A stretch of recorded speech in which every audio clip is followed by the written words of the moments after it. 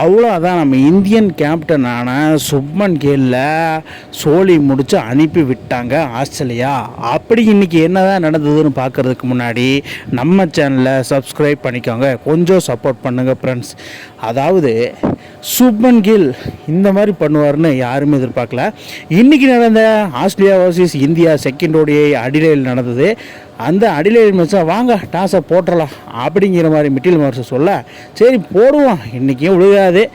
அதான் டாஸை மறுபடியும் மிட்டில் மார்ஸே வின் பண்ணி என்ன பண்ணிட்டாருன்னா, பவுலிங் ஃபஸ்ட் எடுத்துக்கிறேன்ப்பா அப்படிங்கிற மாதிரி சுப்மன் கில்கிட்ட கை குலுக்கலை போட்டு கிளம்பிட்டாப்புல. வழக்கம் போல் மறுபடியும் பேட்டிங் ஃபஸ்ட்டாக. அவ்வளோதான், இன்றைக்கும் தோல்வி உறுதி அப்படிங்கிற மாதிரி சுப்மன் கில் போக, சுப்மன் கில் ரோஹித் சர்மா ஃபஸ்ட் இன்னிங்ஸை ஸ்டார்ட் பண்ண இந்தியன் சைடு. சரி எப்படியாவது அடிக்கலான்னு பார்க்குறப்ப சுப்மன் கில் அவுட். என்னடா இது, சரி ரோஹித் சர்மா நம்ம அடிக்கலாம், சுப்மன் கில்லுக்கு வயசு இருக்குப்பா, அதனால் அடிக்கலனாலும் ஒன்றும் பண்ண முடியாது, நம்ம விராட் கோலியோட சேர்ந்து ஏதாவது பண்ணலாம் அப்படிங்கிற மாதிரி ரோஹித் சர்மா நினைக்கிறதுக்கு முன்னாடி விராட் கோலி டக் அவுட்டு. இந்த போன டைம் என்னன்னா ஸ்டாருக்கு ஃபஸ்ட் ஓடிஐயில் டக் அவுட் எடுத்தாப்புல, இந்த டைம் சேவியர் பேர்லெட் டக் அவுட் எடுக்கிறாப்புல. என்னடா நடக்குது, விராட் கோலிக்கு மட்டும் ஏன்டா இப்படி? அதாவது காட்ஸ் பிளான், அதாவது ஃபேன்ஸ் ஒரு பிளான் பண்ணால் கடவுள் ஒரு பிளான் பண்ணுறா, விராட் கோலி அதுக்கு மேலே ஒரு பிளான் பண்ணுறாப்புல. இப்படியே போயிட்டு இருந்தா அவர் மனசில் மென்டலி ரொம்ப டயர்டாயிட்டார். ஃபிசிக்கலாக ஃபிட்டாக இருந்தாலும் மென்டலி ரொம்ப டயர்டாயிட்டாப்புல மனுஷன். அந்த ஒரு எக்ஸாம்பிளே இந்த பிக்சர் பார்த்தா உங்களுக்கே தெரியும். அப்படிங்கிற மாதிரி போயிட்டாப்புல இன்றைக்கி அடிலைடு, அவர் ஃபேவரட் கிரவுண்டானா அடிலைட்லேயே.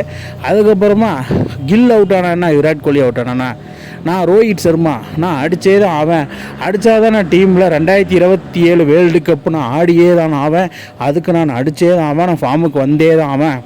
அந்த மாதிரி நம்மால் ஸ்ட்ரைட் ட்ரைவு, கவர் ட்ரைவு, புல் ஷாட்டு, அப்பர் கட்டு எல்லாம் போட்டு பட்டையை கிளப்பிட்டு இருந்தாப்புல அந்த அடிலைட் கிரவுண்டில். இது விராட் கோலியோட ஹோம் கிரவுண்டா இல்லை ரோஹித் சர்மாவோட ஹோம் கிரவுண்டா அப்படிங்கிற மாதிரி ஆடிட்டு இருந்தாப்புல.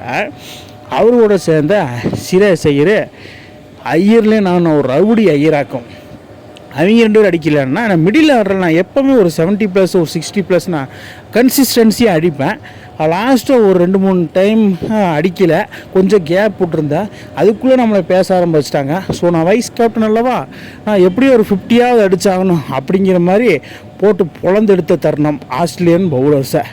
அதுக்கப்புறம் ரோஹித் சர்மா நிதானமான ஆட்டத்தையும் வெளிப்படுத்தி அதிரடியான ஆட்டத்தையும் வெளிப்படுத்தி நம்மால் ரோஹித் சர்மா என்ன பண்ணிட்டாருன்னா ஒரு 50யை போட்டாப்புல. என்னடா இது, இதுவும் இல்லாமல் ஆஸ்திரேலியா டூர் போய் ஆஸ்திரேலியா கண்டிஷன்ஸில் ஆஸ்திரேலியா கிரவுண்டில் ஃபஸ்ட்டு இந்தியனா 1000 ரன்னுக்கு மேலே தனது இண்டிவிஜுவல் ஸ்கோரை அடிச்சிருக்காப்புலிங்க.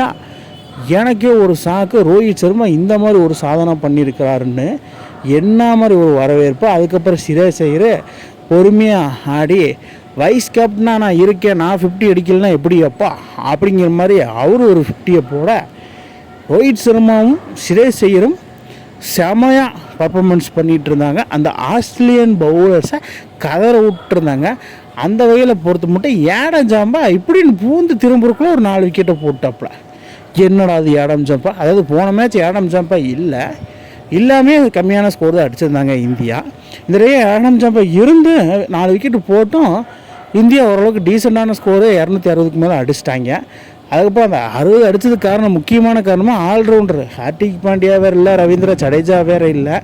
ஸோ நம்ம யாரை கொண்டு போகலாம் அப்படிங்கும்போது அக்சர் பட்டேல் இந்தியா எப்பப்பெல்லாம் இக்கட்டான சூழ்நிலையில் இருக்கோ அப்பப்போலாம் இந்த மனுஷனை லெஃப்ட் ரைட் காம்பினேஷன் வேணும்னு சொல்லி உள்ளே இறக்கி விட்டு என்ன பண்ணிடுறாங்கன்னா அவரும் 40+ 50+ன்னு அடிச்சிட்றாரு.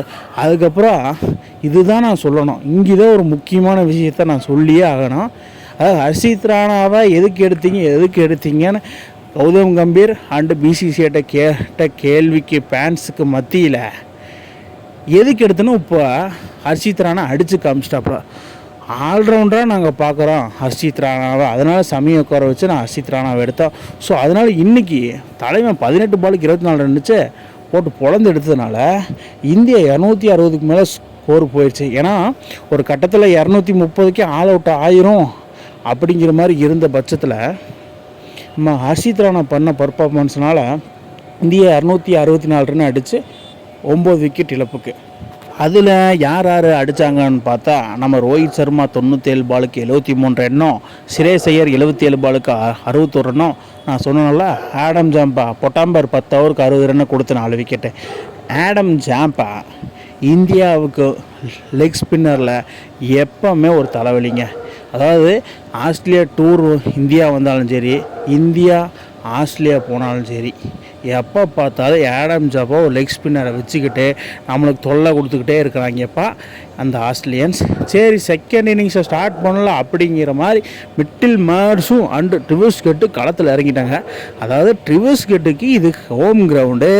அவர் பிபிஏல பண்ணாத சாதனையே கிடையாது அடிலைட் ஸ்ட்ரைக்கர்ஸுக்காக. அந்த மாதிரி இன்றைக்கி ஒரு சம்பவம் பண்ணிகிட்டு இருந்தாப்புல. சம்பவம் பண்ணதுக்கு முன்னாடி அந்த மிட்டில் மார்ஸ் அவுட் ஆகி பெவிலியன் திரும்பிட்டார். அதுக்கப்புறமா நம்ம ட்ரிவர்ஸ் கெட்டான அடிலைட் ஸ்ட்ரைக்கர்ஸு ஹோம் கிரவுண்டு எல்லாமே இருந்து நம்ம விராட் கோலியும் சுப்மன் கில்லும் ஹர்ஷித் ராணாவும் செட் பண்ணி தூக்குறாங்க ட்ரிவர்ஸ் கெட்டை. அதாவது விராட் கோலியோட மாஸ்டர் மைண்டு இதுலையாவது இருந்துச்சே அப்படிங்கிற மாதிரி தான் இருந்தது. அவர் ஒரு கேட்சை பிடிச்சி ட்ரிவர்ஸ் கெட்டை தூக்கி விட்டாங்க. ஹர்ஷித் ராணா வீச, ட்ரிவர்ஸ் கெட்டு தடுமாறி ஆட, அது நட்டத்துக்கு கேட்ச் ஏற விராட் கோலி பிடிக்க விக்கெட் விழுந்துருச்சு.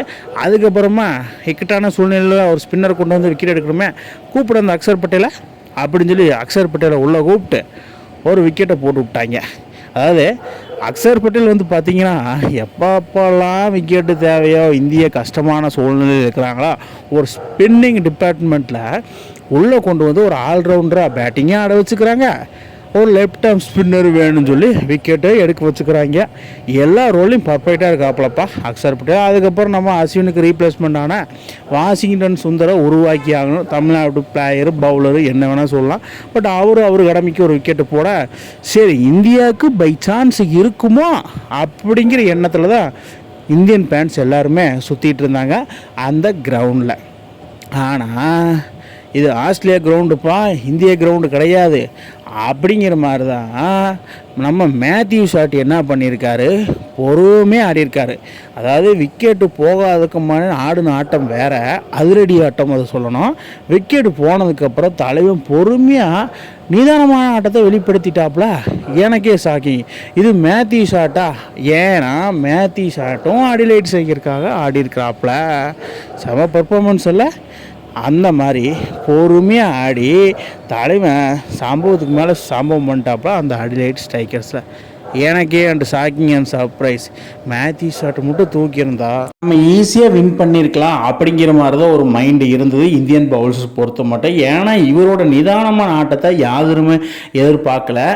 ஏன்னா இவர் அதிரடியாக ஆடி அவுட் ஆகிடுவார் அப்படின்னு தான் எல்லா பவுலர்ஸும் நினச்சாங்க, maybe Indian bowlers also. So அதுக்கப்புறமா வந்து பார்த்திங்கன்னா ஹர்ஷித் ராணா உள்ளே வந்து ஒரு கம்பேக் கொடுத்துட்டாப்புறம் அந்த மேத்யூ ஷாட்டை தூக்கியாச்சு. மேத்யூ ஷாட்டை தூக்கியாச்சு, நம்ம ஈஸியாக வின் பண்ணிடலாம், பின்னாடி அலெக்ஸ் கேரியும் அவுட்டு அப்படிங்கிற மாதிரி ஒரு எண்ணம் எல்லாத்துக்குமே வந்துருச்சு.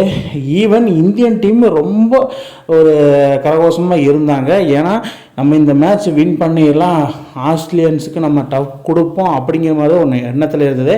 எதனால் சொல்ல வரேன்னா, அடுத்தடுத்து ஹர்ஷித் ராணா விக்கெட் எடுக்கிறாப்புல, அதுக்கப்புறம் வாஷிங்டன் சுந்தர் விக்கெட் எடுக்கிறாப்புல, ஹர்ஷ்தீப் சிங் விக்கெட் எடுக்கிறாப்புல. எனக்கு தெரிஞ்சு 7-8 விக்கெட் போயிருச்சு. ஆனால் அந்த இடத்துல ஒருத்தன் மட்டும் நின்று செமையாக பர்ஃபார்மன்ஸ் பண்ணிகிட்டு இருந்தான். 22 வயசான கூப்பர் குவாண்டி. ஒரு எண்டில் விக்கெட்டு சடனை விழுந்துகிட்டே இருந்தாலும், அவுட் ஆகி பெவிலியன் போயிட்டே இருந்தாலும், இந்தியன் பவுலர்ஸ் பர்ஃபார்மன்ஸ் காமிச்சிட்டே இருந்தாலும், நான் தனியாக நின்று சம்பவத்தை பண்ணி காமிக்கிறேன் அப்படிங்கிற மாதிரி தான் பண்ணாம கூப்பர் குவான்லே. செம்ம பர்ஃபார்மன்ஸு. இவர் வந்து பெத்து ஸ்காட்சஸ்க்காக தான் ஆடுறாப்புல. இவருக்கு ஹோம் கிரவுண்ட் கிடையாது. பட் இந்த ஸ்டேடியத்தை மட்டும் இவர் ஸ்பெஷல் இன்னிங்ஸ் எப்போவுமே ஆடுவார். ஈவன் பிபிஎல் டொமஸ்டிக் செமையாக பர்ஃபார்மன்ஸ் பண்ணியிருக்காரு. அந்த வகையில் பார்த்தீங்கன்னா இன்றைக்கி 60 ரன் அடித்து 72 ரன் ஸ்ட்ரைக் ரேட்டில் ஆடி இன்றைக்கி அவரோட வாழ்க்கையில் தன்னோட ஓடி கெரியரில் ஃபஸ்ட்டு மெய்டன் 50 அடித்து இந்தியன் டீமை தோக்கடிச்சிருக்கிறாப்புல. தோக்கடிச்சதுக்கு இன்றைக்கி நான் இந்தியன் டீம் தோக்கத்ததுக்கு பெரிய ஒரு விஷயம், பெரிய ஒரு காரணம்னா அது நான் கூப்பர் கோஹ்லி மட்டும்தான் நான் சொல்லுவேன். ஏன்னா கூப்பர் கோஹ்லி 22 வயசு பண்ண ஒரு யங் பிளட்டு தான் இப்படித்தான் இருக்கணும். ஏன்னா இந்தியன் டீமில் நிறைய பேர் ஒரு யங் பிளட்டாக வந்து தனியாக மேட்சை வின் பண்ணி கொடுத்துருக்காங்க. அந்த வகையில் அதே மாதிரி நான் பார்க்குற கூப்பர் கோஹ்லியை சம்பவம் பண்ணி வின் பண்ண வச்சுட்டாப்புல. அது வின்னிங் பாருங்கள், close to winning. Australia win by 2 wickets. அதாவது இந்தியாவுக்கு 50 ஓவர் ஃபுல்லாக ஆடிருக்காங்க. விக்கெட்டில் லாஸ் பண்ணாலும் எனக்கு தெரிஞ்சு ஒரு 30 ரன் அதிகமாக அடிச்சிருக்கலாமோ. ஏன்னா இவங்க அடித்த ரன்ஸை போட்டு எனக்கு தெரிஞ்சு ஒரு 25 ரன்ஸ் 30 ரன்ஸ் அதிகமாக அடிச்சிருந்தாலே கூப்பர் கோஹ்லினால அந்த ஸ்கோர் போர்ட் ப்ரெஷர்னாலே அவுட் ஆகிருப்பார். ஸோ அதனால ஃபைனலாக ஒரு 22 வயசு பையன் ஆஸ்திரேலியா வின் பண்ண வச்சது ரொம்ப சந்தோஷப்பட. இந்தியா எகெயின் லூஸ் பண்ணிட்டாங்க இந்த சீரீஸை. அதில் பாருங்கள், ஆஸ்திரேலியா நான் ப்ரீவியஸ் வீடியோவில் நான் சொல்லியிருந்தேன், இப்படியே போயிட்டு இருந்தேன் டாப் ஆர்டர் பேட்ஸ்மேன் இந்தியன் டீமில் அடிக்கலனா, ஏன்னா அவங்க தான் முதுகெலும்பு, அடிக்கலாம் செகண்ட் மேட்சை லூஸ் பண்ணிட்டு இந்த சீரீஸை தோத்துட்டு தான் வருவார் சுப்மன் கில் இந்தியாவுக்கு அப்படிங்கிற மாதிரி சொல்லியிருந்தேன். அதே மாதிரி தான் நடந்திருக்கு. மிட்டில் மார்க்ஸு நிறைய பேர் ரிட்டையர் ஆனாங்க, மூத்த பிளேயர்கள், அதுக்கப்புறம் இன்ஜுரியும் ஆனாங்க. ஸோ அதெல்லாம் பொருட்படுத்தாமல் நான் இருக்கிற சீனியர் பிளேயராக அப்படிங்கிற மாதிரி T20 எப்படி வலுப்படுத்துகிறாரோ அதே மாதிரி ஓடியையும் வலுப்படுத்தி 2-0 என்ற செட் கணக்கில் வின் பண்ணியிருக்காரு இந்த சீரீஸை. ஆஸ்திரேலியா சைடு பொறுத்தவரை பெரிய வரவேற்பு. சுப்மன் கில் லூஸ் ஆன கேப்டன். என்ன நடக்க போகுதுன்னு தெரியல. T20 அடிப்பாங்கன்னு பொறுத்து இருந்தால் பார்க்கணும். தேர்ட் ஓடியில் நடக்கணும், அதை விட பொறுத்து இருந்தால் பார்க்கணும். இந்தியா சுப்மன் கில் கேப்டன்சி இவ்வளோ படுமோசமாக ஆடி சீரீஸை லாஸ் பண்ணதுனால சுப்மன் கில் கேப்டன்சி நீடிக்கணுமா இல்லை ரோஹித் சர்மாட்ட கொடுக்கணுமான்னு நீங்கள் சொல்லுங்கள் மக்களே. இந்த மாதிரி இன்ட்ரெஸ்டிங் கிரிக்கெட் வீடியோவை தெரிஞ்சுக்க நம்ம சேனலை சப்ஸ்கிரைப் பண்ணுங்கள், லைக் அண்ட் கமெண்ட் பண்ணுங்கள். மேலும் மேலும் உங்களுக்கு வீடியோ வந்துகிட்டே இருக்கும்.